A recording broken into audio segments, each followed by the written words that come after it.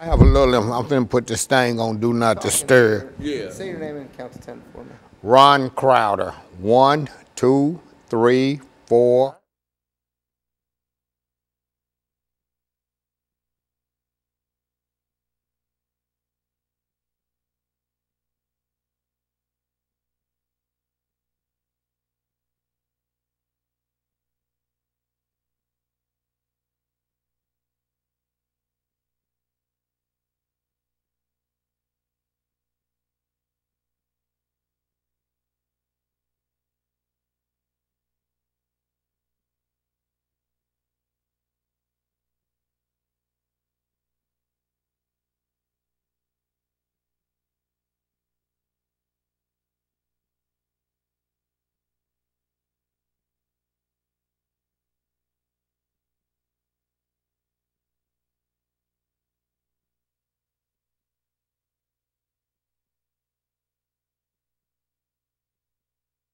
And I had my telephone off on.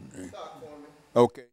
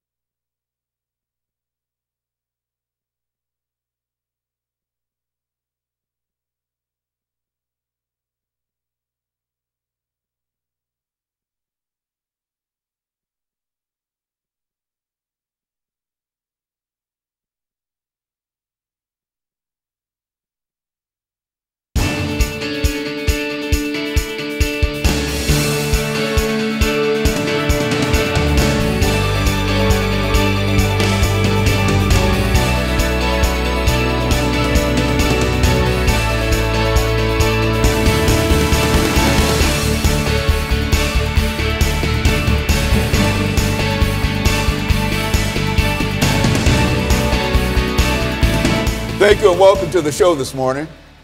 The topic this morning is the status of HIV and AIDS in Nashville. And we're fortunate to have with us to talk about the status of HIV and AIDS in Nashville, a longtime fighter of HIV and AIDS in Nashville, Mr. Ron Crowder. And many of you might recall that Mr. Crowder has been with us not only on many other shows, but he also is the founder of a very, very important anti-HIV AIDS organization called StreetWorks. And Mr. Crowder, let me welcome you to the show this morning and to tell you how delighted we are to have you and to tell you how glad we are to have you in this seat, because it's been quite a number of months since we've had a good HIV AIDS show. And some folks are saying that HIV and AIDS might be disappearing or whatever. So let's talk about first about you and your background, and then by perhaps the second segment we'll get into the status of AIDS. But more than anything, let's talk about Ron Crowder first. Okay, as you said, I'm Ron Crowder. I'm the founder and the CEO of StreetWorks. StreetWorks is a nonprofit agency that's been around for almost 20 years. We started in '97. We have 3 locations in Nashville. 2 of them are located in public housing, the Casey Homes in East Nashville and Tony Sudacum Homes in South Nashville. We do free HIV testing. We do free hepatitis C testing. We provide a multitude of direct support services for people living with HIV and people who are actively using drugs. So we work, and the name comes because we work the streets. We work the streets a lot at night to prevent new infections of HIV and hepatitis C. We work the streets to interact with people who are actively using drugs and to try to do some type of intervention with them, and if necessary, and if whenever they get ready, we help them get into treatment. And so, Mr. Crowder, we know you, and as we said, you were one of the first HIV/AIDS persons that we recall being able to talk to about that disease, and you, since that time, not only have you grown the organization, but you've grown your influence throughout this nation in terms of what AIDS is and the status of AIDS. And what we'd like to do today is to have you to give our audience as much information as you possibly can about the status of HIV and AIDS in American society in Nashville. And then we'll dedicate ourselves to that proposition for the rest of the show. Okay. So right now, HIV and AIDS, we can see an end to AIDS now. An end to AIDS is in sight now. There are cities, particularly New York, has a plan called End AIDS by 2020.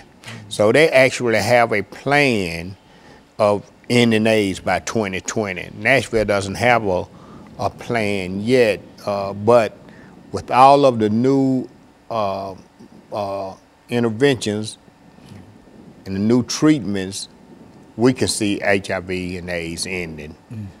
You know. Well, you know what, I think when you first came to us, Mr. Crowder, that was several years ago when this was a real disease and people were having all kinds of problems in reference to it.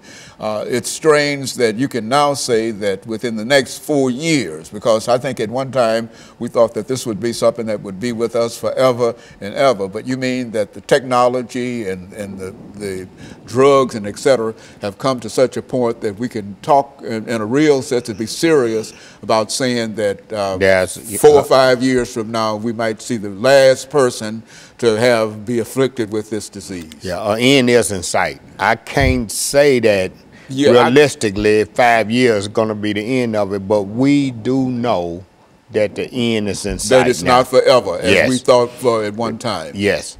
Right now, HIV is more of a chronic illness than a death sentence as it was. Like, I can't remember the first time I came on your show, but I do know that the first time I came on the show, that was in the 90s. Yeah, HIV was still a death sentence.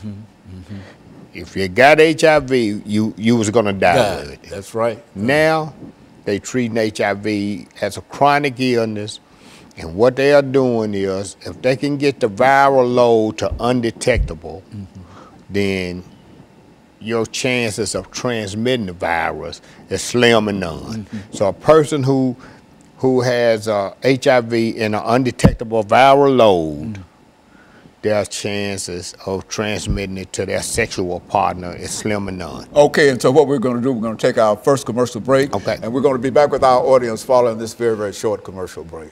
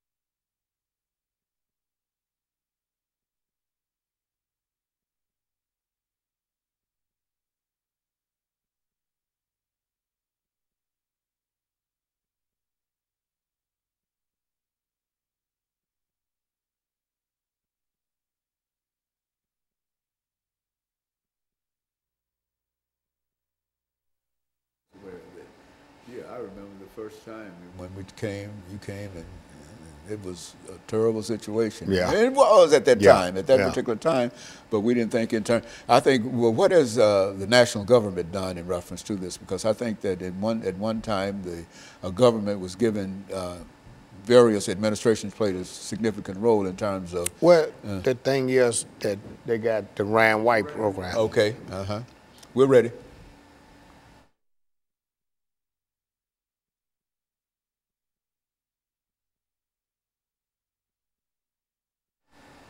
Thank you and welcome back to the second segment of the show for today.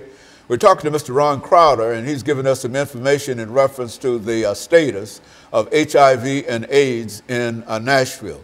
And Mr. Crowder, I would imagine when we talk about the status of HIV and AIDS in Nashville, we can generally say the same thing in reference to that if this is current in Nashville, that this is probably the same situation everywhere. That's why we wanted to approach it from that perspective. Well, Nashville is a little unique in that, number one, we're in the South.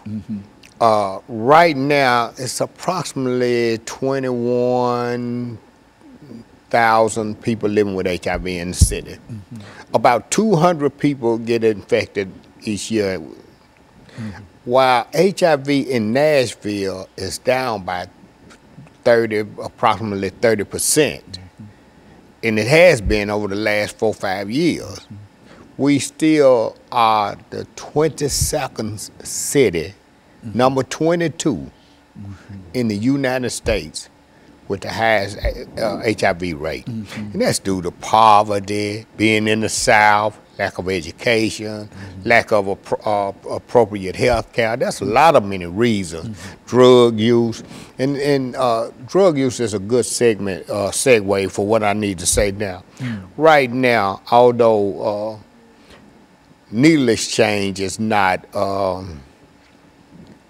legal in Nashville, we know that needle exchange reduce HIV rates in the injection drug use population. So StreetWorks, you know, we just had to be proactive on that front. So we do provide sterile syringes for people who are actively using. While we don't condone drug use, we do know that they're going to use drugs whether they have clean needles or not. So in order to reduce HIV infection rates, we provide sterile syringes for people who are actively using, but we also offer them information and try to help them move to get into drug treatment.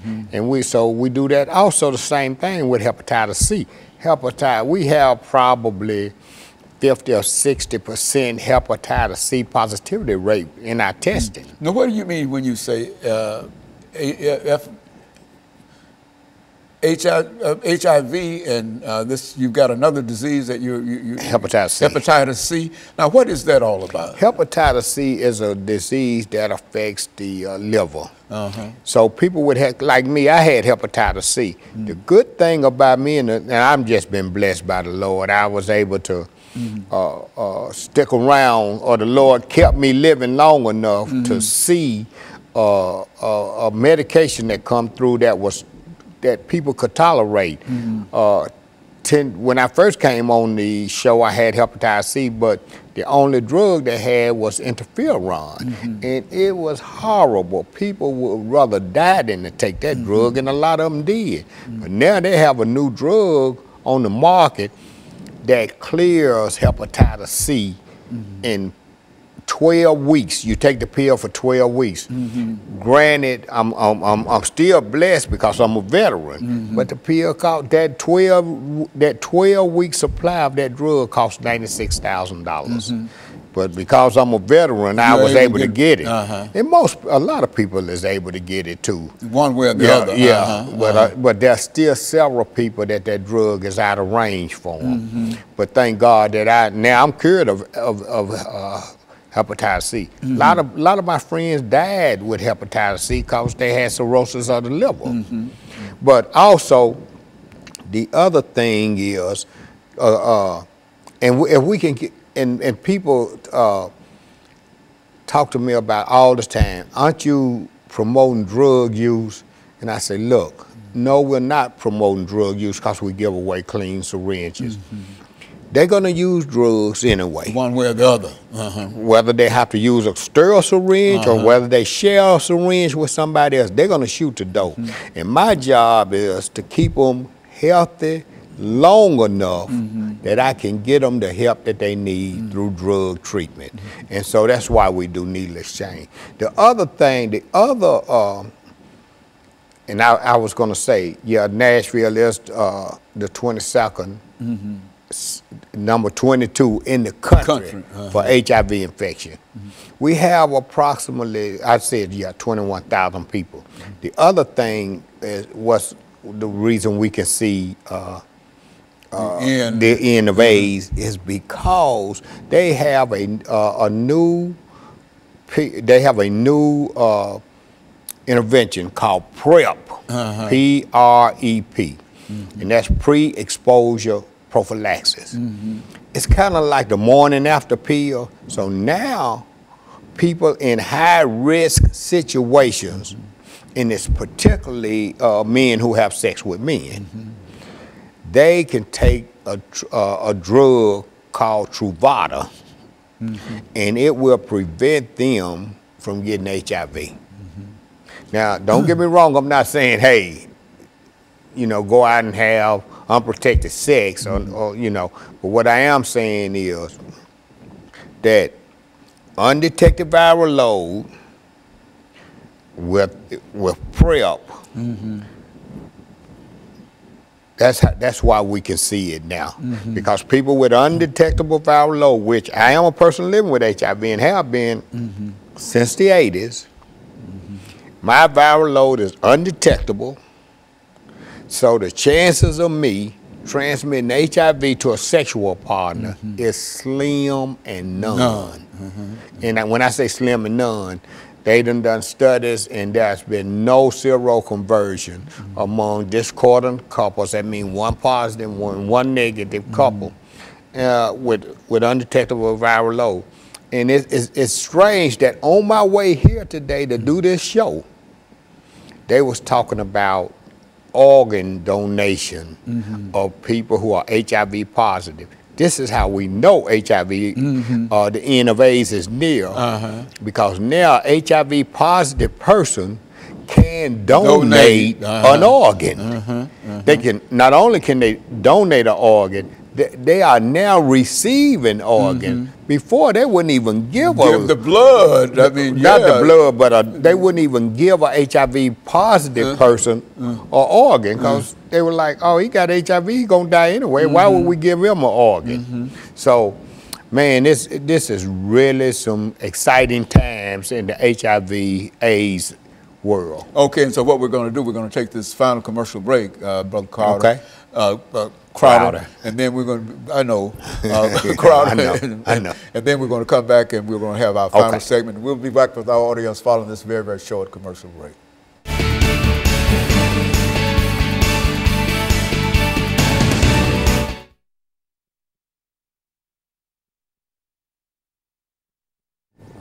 All of the conversations that we had with it, you used to be moaning and groaning in reference to it, and telling people this and whatever, and et cetera. And then you come in and announce today that we're moving toward within the next few years. And, I thought it was an eternal kind of thing. Yeah. It was. It was then. It was. At that time, sure was. The only hope was to try to live as long as we could. That's right. But now, Well,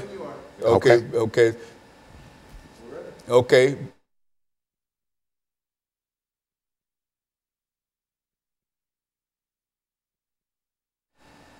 Thank you, and welcome back to the final segment of the show for today.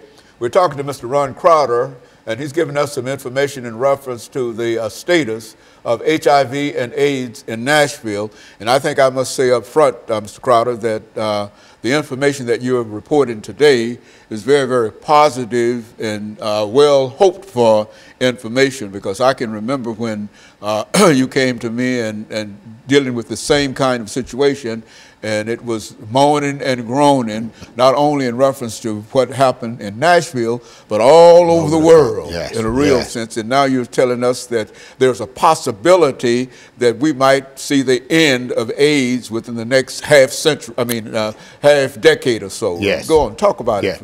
Yeah, Dr. Haney, you're right. You're absolutely right. We're very optimistic that the end of AIDS will occur within the next 5 to 10 years. We're very optimistic. That's not to say that people still shouldn't take the same precautions as they have taken before. While the optimism is good, there is some things that I'm gonna tell you that's not so good. For example, HIV is still disproportionately affects people of color.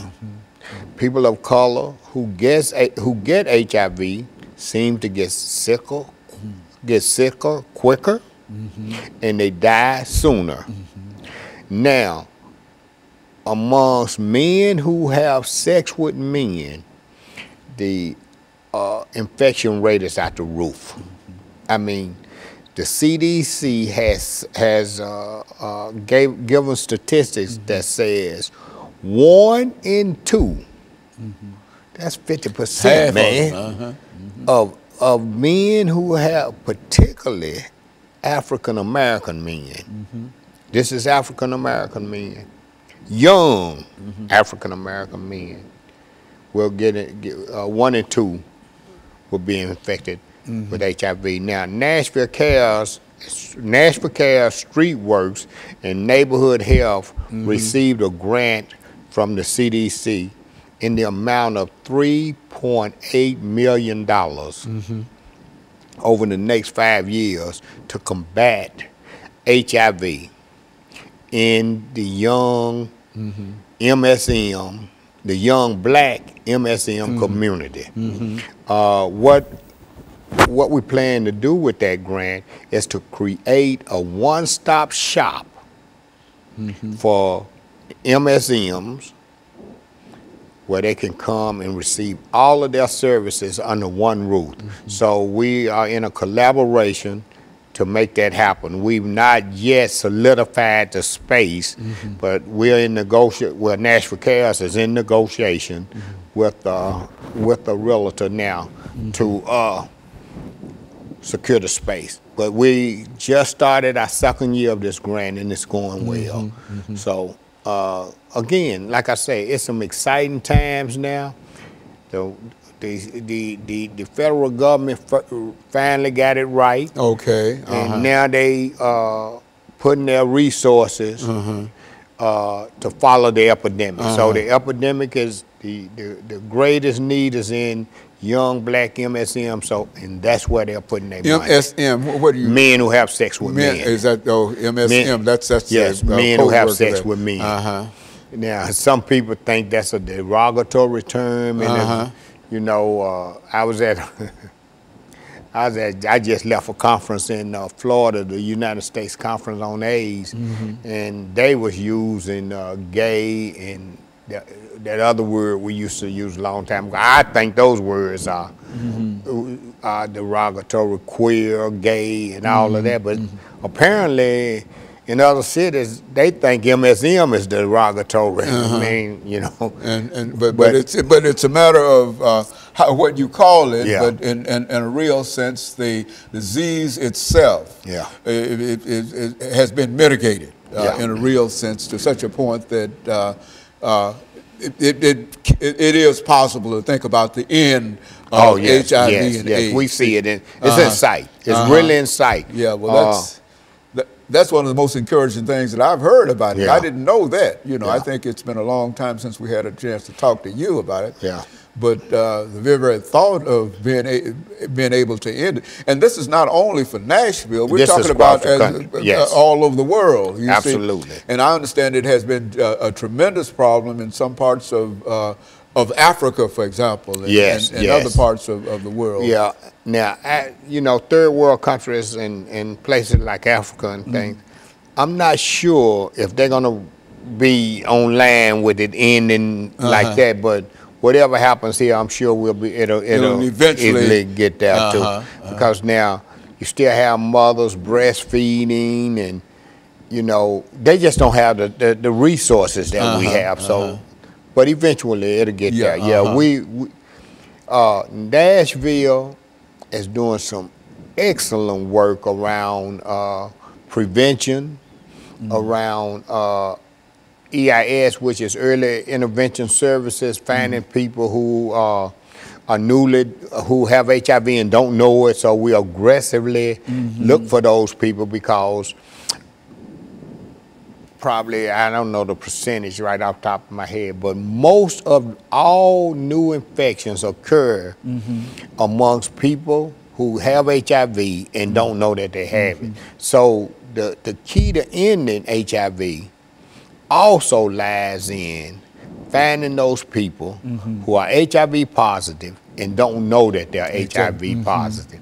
Also, finding the people who are HIV positive for whatever reason who has fallen through the cracks. Okay. So what we need to do is find all of those people, get them into treatment, get them treated where their viral load will be undetected and they won't be at risk of transmitting the virus to other people. And so that's what we're trying to do. And then you can say that you've defeated HIV and Absolutely. AIDS. Absolutely. And I tell you, this is a real optimistic report for me to hear, because everything that we've said up until this point has always been doom and gloom in reference to it. And are you sure that a lot of folks understand that? Because I think that there are a large... Well, it's still people, because just like you didn't know, imagine how many other people don't know. Imagine how, man, we if still you don't got have people in contact stuck. and know about the disease and discuss it and et cetera, there's no way that you might know it, and you might have some information from long back, and that information no longer applies. Is that...